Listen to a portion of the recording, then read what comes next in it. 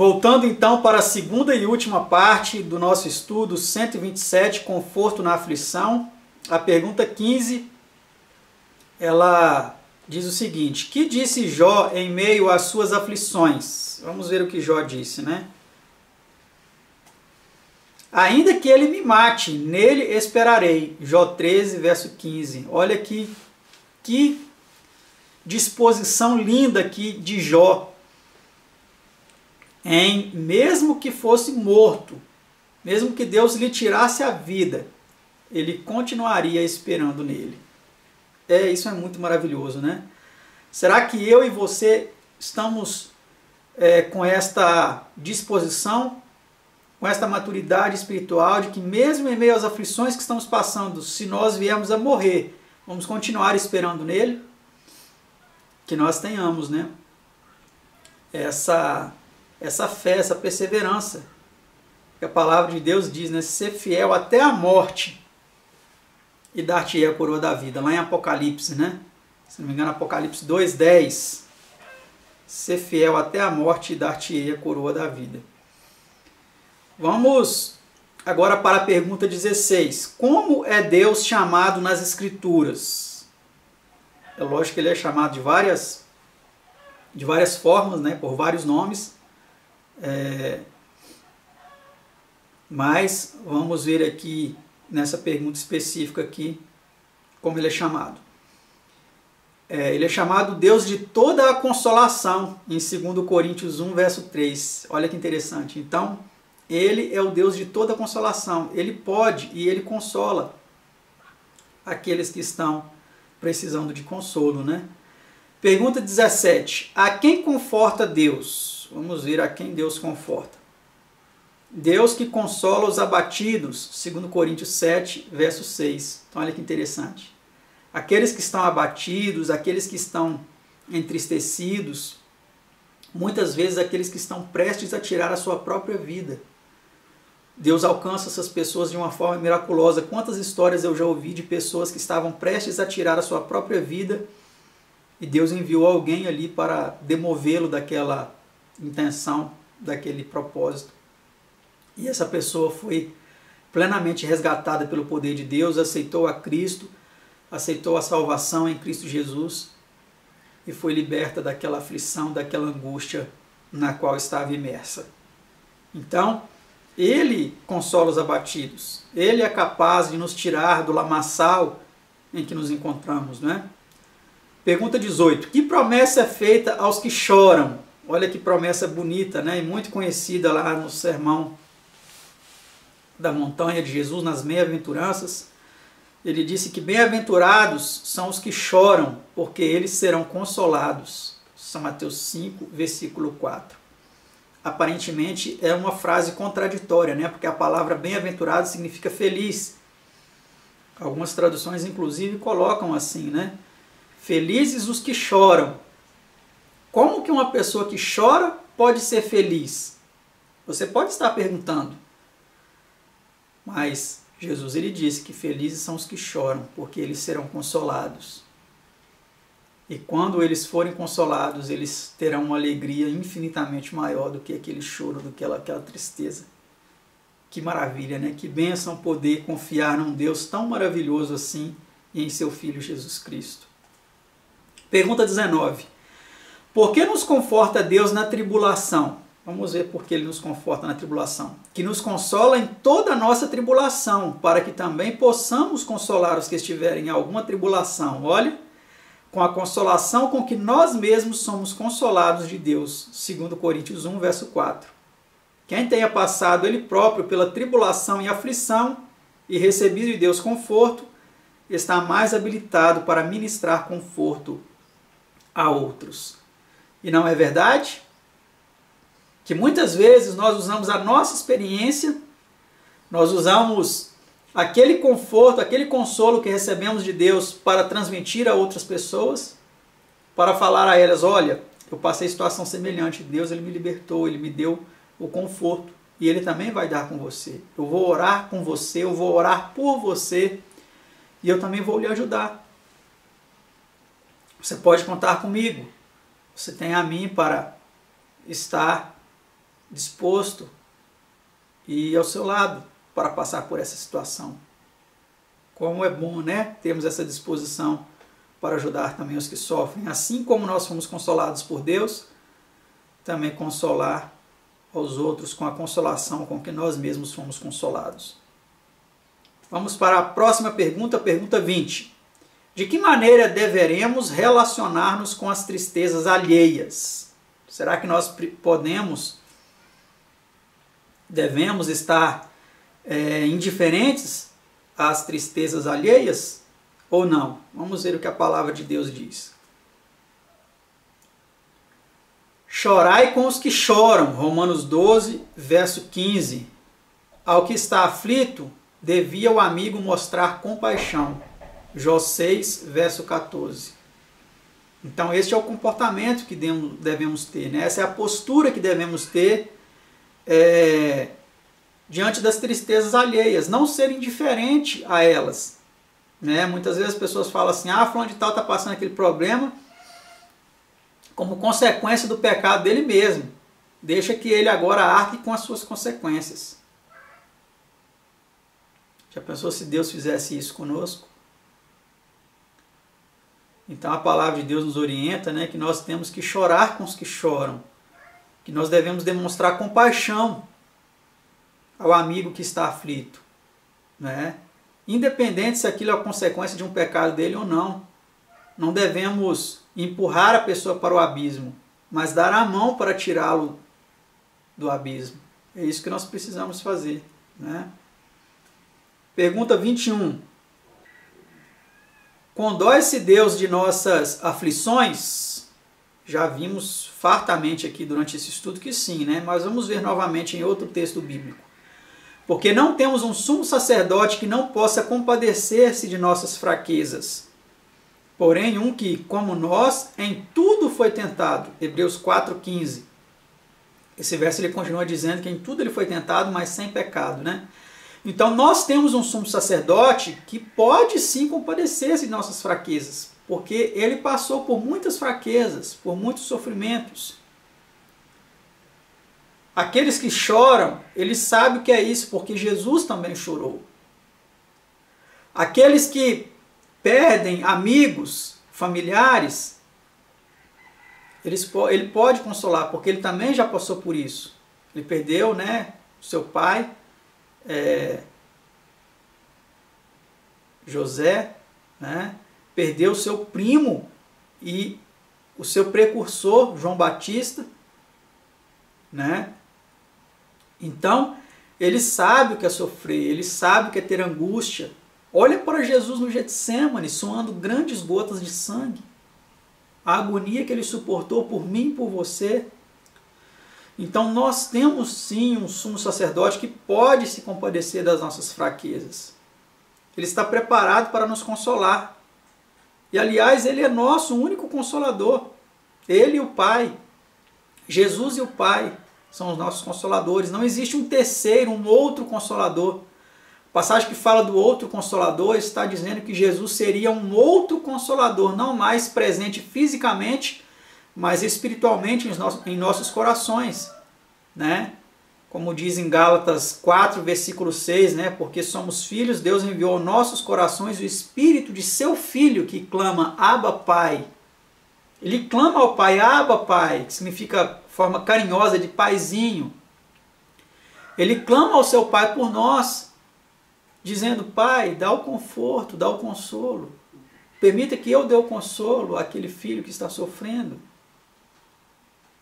Porque um terceiro, ele não passou pelo que nós passamos. Ele não pode nos consolar porque ele não passou pelo que nós passamos, mas Jesus não. Ele é o nosso advogado, ele é o nosso paracleto, também o nosso consolador. E ele está pronto a nos consolar, a nos socorrer em todas as dificuldades pelas quais passamos. Amém? Na pergunta 22 agora nós temos a seguinte questão. Como manifestou Deus sua comiseração no caso de Maria e seus amigos que choravam pela morte de Lázaro? Vamos ver o que o relato nos diz. Jesus, pois, quando a viu chorar, e também chorando os judeus que com ela vinham, moveu-se em espírito e perturbou-se, e disse: Onde o puseste? Disseram-lhe: Senhor, vem e vê. Jesus chorou. João 11, 33 a 35. Um relato aqui diz que Jesus ele chorou, né? Então Jesus ele chorou. Aqui fala que ele moveu-se no seu interior e perturbou-se. Aquela situação, mesmo ele sabendo que ia ressuscitar Lázaro, ele chorou, ele sofreu com o sofrimento daquelas pessoas que estavam ali, passando por aquela dor. Então nós temos um sumo sacerdote que sofre juntamente conosco, né? Vamos ver a nota em nosso estudo que diz: Não somente por Maria e seus amigos chorou Jesus. Olhando através dos séculos, viu as lágrimas e os sofrimentos que a morte produziria na humanidade, neste mundo combalido pelo pecado. Seu coração foi tocado pelos sofrimentos humanos e chorou com os que choravam, né? Então, nós temos realmente um exemplo em como devemos nos comportar quando nos deparamos com alguém que chora, para chorar junto com eles, né? Pergunta 23. Independentemente do que aconteça, que bendita certeza possui toda pessoa que ama a Deus. E sabemos que todas as coisas contribuem juntamente para o bem daqueles que amam a Deus. Romanos 8, verso 28. Né? Então olha que maravilha, né? Que bênção. O apóstolo Paulo aqui dizendo que todas as coisas contribuem para o bem daqueles que amam a Deus. Daqueles que amam a Deus. Os que não amam a Deus não estão amparados aqui por essa promessa. Mas essa promessa aqui é para aqueles que amam a Deus. Todas as coisas vão contribuir para o bem deles, mesmo que eles passem por perdas em suas vidas, mesmo que eles passem por luto, mesmo que eles passem por desemprego, por fome, por frio, por nudez, por espada, como o apóstolo Paulo diz, né?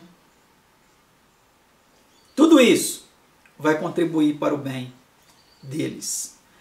Pergunta 24. Com quem, porém, não nos devemos entristecer? Olha, vamos ver aqui então.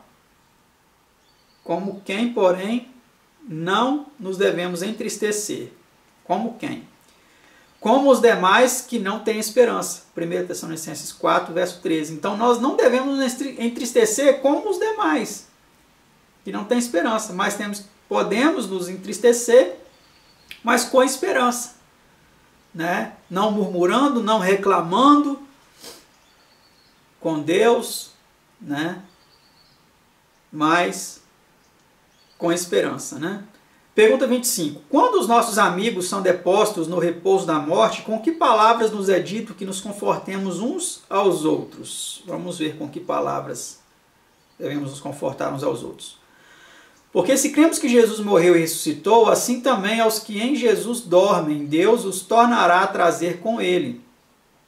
Porque o mesmo Senhor descerá do céu com alarido e com voz de arcanjo e com a trombeta de Deus. E os que morreram em Cristo ressuscitarão primeiro. Depois nós, os que ficarmos vivos, seremos arrebatados juntamente com ele nas nuvens, a encontrar o Senhor nos ares, e assim estaremos sempre com o Senhor. Portanto, consolai-vos uns aos outros com estas palavras. 1 Tessalonicenses 4, 14 a 18. Então, nós temos que consolar uns aos outros com estas palavras aqui, com as palavras da esperança da volta de Jesus, da esperança da ressurreição dos justos, né? Essas palavras aqui, não palavras humanas, mas as palavras de Deus que devem ser usadas para consolar aqueles que estão passando pelo momento de luto, né? Pergunta 26. Que promessa fez Deus às mães despojadas de seus filhos? Vamos ver que promessa ele fez. Assim diz o Senhor, reprime a tua voz de choro e as lágrimas de teus olhos, porque há galardão para o teu trabalho, diz o Senhor, pois eles voltarão da terra do inimigo. Jeremias 31, verso 16. Olha que promessa maravilhosa, meus amados. E agora eu me lembrei de uma irmã lá de Brasília, né? Eu não vou citar o nome dela aqui, porque eu não pedi permissão antes, mas é uma irmã a quem temos muito carinho, uma irmã lá de Brasília. Ela tem alguns filhos que estão aí, então, desviados, né, distantes do Senhor. E ela disse que Deus falou a ela através desse texto aqui, ó, eles voltarão da terra do inimigo. E ela tomou essa promessa como para ela, e ela crê que Deus, dentro em breve, trará os filhos dela para os braços dele, né? Então é uma promessa realmente maravilhosa, né? Aquelas mães aí que estão despojadas de seus filhos, que perderam seus filhos para a morte, ou que perderam seus filhos para o mundo, né? Para as ilusões deste mundo, para o reino das trevas. A promessa é que eles voltarão da terra do inimigo, né? Pergunta 27 e penúltima de nosso estudo. Qual disse Cristo haveria de ser a experiência de seu povo neste mundo? Então vamos ver qual ele disse que seria a experiência de seu povo aqui. No mundo tereis aflições, mas tende bom ânimo, eu venci o mundo. Vós chorareis e vos lamentareis, e o mundo se alegrará, e vós estareis tristes, mas a vossa tristeza se converterá em alegria. São João 16, 33 e 20. Então olha que maravilha, né? Jesus ele realmente disse que nós teríamos aflições, né? Mas muitos pregadores modernos hoje, eles dizem que se a pessoa está passando por uma dificuldade, por privações na sua vida, é um sinal de que ele não está sendo fiel, porque a pessoa fiel ela é próspera, ela, né, não lhe falta dinheiro, ele tem casa, tem carro, tem bens, tem a sua conta bancária cheia. Essa é a teologia da prosperidade, não é a teologia que Jesus pregou, né? Que Jesus veio aqui ensinar. Ele falou que no mundo nós teríamos aflições, mas devíamos desanimar por causa disso? Não, ele falou, mas tenha de bom ânimo, porque eu venci o mundo. E aí falando aos discípulos, ele disse, né, vós chorareis. Isso aqui foi pouco antes da morte de Jesus. Em João capítulo 16, ali do capítulo 14 até o 17, é só o Evangelho de João que traz esse relato, né? O relato aí de Jesus conversando com seus discípulos pouco antes deles irem para o jardim do Getsêmani. Então Jesus ele alertou, ele profetizando aqui, ele falou com seus discípulos, ó, vocês vão chorar e vão se lamentar. E o que aconteceu quando os discípulos, após a morte de Jesus, se reuniram, fecharam as portas por medo dos judeus, né? Exatamente isso, eles choraram, eles se lamentaram. E Jesus disse, mas o mundo se alegrará. Né? E ele disse, vós estareis tristes. Aí depois ele complementa dizendo, mas a vossa tristeza se converterá em alegria. E quão grande foi a alegria deles ao ver que Jesus havia ressuscitado, né? Ao receberem aí a plenitude do Espírito Santo, o poder que os capacitou então a pregar o Evangelho de forma maravilhosa até em outras línguas, para que muitas pessoas de outras nações ouvissem as boas novas, né? Então a alegria deles foi infinitamente maior depois do que a sua tristeza. É isso que Deus quer proporcionar a você e a mim, nos dar uma alegria tão grande que nós não vamos nem nos lembrar das tristezas que nós tivemos. Porque a alegria que Ele vai nos dar vai suplantar todas essas tristezas pelas quais passamos. Que promessas maravilhosas, né? Nós só encontramos esse conforto, esse consolo nas Sagradas Escrituras. Em nenhum outro lugar, em nenhum outro livro, em nenhum outro pensador, em nenhum outro filósofo, em nenhuma outra pessoa nós encontramos isso. Somente no Filho do Homem, e no Filho de Deus, em Jesus Cristo, o nosso Salvador, nosso sumo sacerdote. Pergunta 28 e última deste estudo tão maravilhoso que estamos fazendo, Conforto na Aflição. A pergunta 28 diz assim: em que sentido será a colheita do povo de Deus diferente de sua semeadura? Vamos ver. Os que semeiam em lágrimas cegarão com alegria. Olha, nós vamos semear em lágrimas, mas não vamos colher tristezas. Vamos semear lágrimas e vamos colher alegria. O verso continua dizendo: aquele que leva a preciosa semente andando e chorando, voltará sem dúvida com alegria, trazendo consigo os seus molhos. Salmo 126, versículo 5 e 6. Então que venham lágrimas, né? Que venham tristezas, para que logo à frente, então, a nossa colheita seja de muita alegria, de muito gozo, de muita satisfação nas vitórias que Deus nos concedeu. Você está passando tristeza, angústia, derramando lágrimas de sofrimento, de agonia, não reclame de Deus. Não chores. Mesmo se você chorar, mas não chore um choro desesperado. Mas derrame as suas lágrimas com convicção de que, se elas estiverem sendo derramadas com a sua consciência tranquila, e se você estiver fazendo aquilo que Deus lhe confiou para fazer, se você está deixando Cristo viver em você, na sua vida, tenha certeza de que dentro em breve você vai colher muita alegria, muito regozijo, na satisfação de grandes bênçãos alcançadas. Foi muito bom poder compartilhar esse estudo tão maravilhoso com você. Eu fico muito feliz. Se você gostou, compartilhe com outras pessoas essa mensagem tão maravilhosa através desse vídeo e conversando também através desse assunto, estudando a palavra de Deus com outra pessoa a respeito disso. E assim você vai estar espalhando essa mensagem de esperança, de alegria, de fé, de gozo, mesmo em meio às dúvidas, às incertezas, às dificuldades e às provações. Obrigado por estar conosco mais uma vez. Que Deus continue abençoando, guiando a sua vida, iluminando o seu caminho.